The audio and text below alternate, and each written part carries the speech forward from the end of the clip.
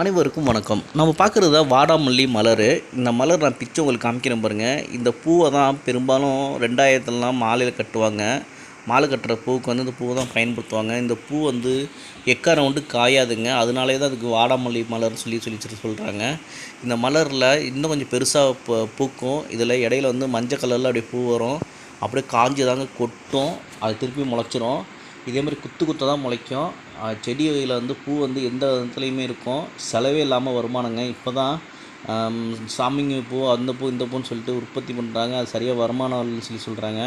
இந்த பூவெலாம் செலவே இருக்காது. வருமானத்தை தரக்கூடிய பூ தான் இது. இது வந்து அழிம்புல இருக்குது. இது யாருமே இப்போ பூ விவசாயம் பண்ணுறதுல இந்த பூவை பறித்து விற்கிறதுல எதுவுமே கிடையாது. ஏதோ ஒரு தப்பி தவறி எங்கேயாச்சும் உளுந்து இந்த விதை கொட்டி முளைச்சிருக்கு. அதுக்காக இந்த வீடியோ காமிக்கிறேன் இந்த வாடாமல்லியை பற்றி. இந்த பூவை பற்றி உங்களுக்கு ஏதேனும் கருத்துக்கள் தெரிஞ்சால் கமெண்ட் பாக்ஸில் கமெண்ட் பண்ணுங்கள். இந்த வீடியோ லைக் பண்ணுங்கள், ஷேர் பண்ணுங்கள். Video subscribe